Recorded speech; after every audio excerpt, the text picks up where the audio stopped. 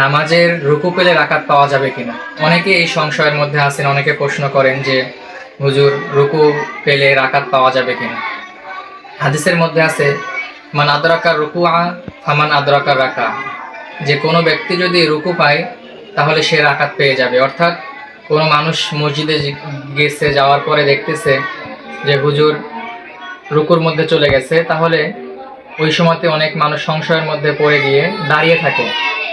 এই কারণে আমাদের ওই সময় সংশয় না করে আমাদের যে কাজটি করতে হবে সেটি হচ্ছে তাকবীর দিয়ে ইমাম সাহেবের সাথে কি করতে হবে, রুকুর মধ্যে সংযুক্ত হতে হবে। অর্থাৎ এখানে আমাদেরকে আরেকটা আমরা ভুল করে ফেলি, সেটা হচ্ছে যে আমরা একটা তাকবীর দিয়ে রুকুর মধ্যে চলে যাই। না, একটা তাকবীর না, আমাদেরকে দুইটা তাকবীর দিতে হবে এবং হাত বাঁধাও যাবে না। একটা তাকবীর দিতে হবে তাকবীরে তাহরিমা, দ্বিতীয় তাকবীরটা হবে রুকুর তাকবীর।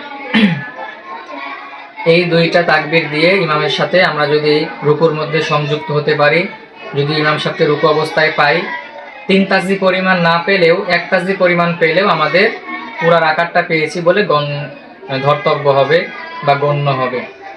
এই কারণে আমরা সংশয়ের মধ্যে না পড়ে আসুন, আমরা যারা মসজিদের মধ্যে নামাজ আদায় করার জন্য যাই, নামাজ পড়ি, আমরা এই কথাটা ভালোভাবে খেয়াল রাখার চেষ্টা করব যে রুকু পেলেই রাকাত পাওয়া যায়। অর্থাৎ ইমাম সাহেবকে আমরা যদি রুকুর মধ্যে পাই তাহলে আমরা তো রাকাত পেয়েছি বলেই গণ্য হবে, বিবেচিত হবে।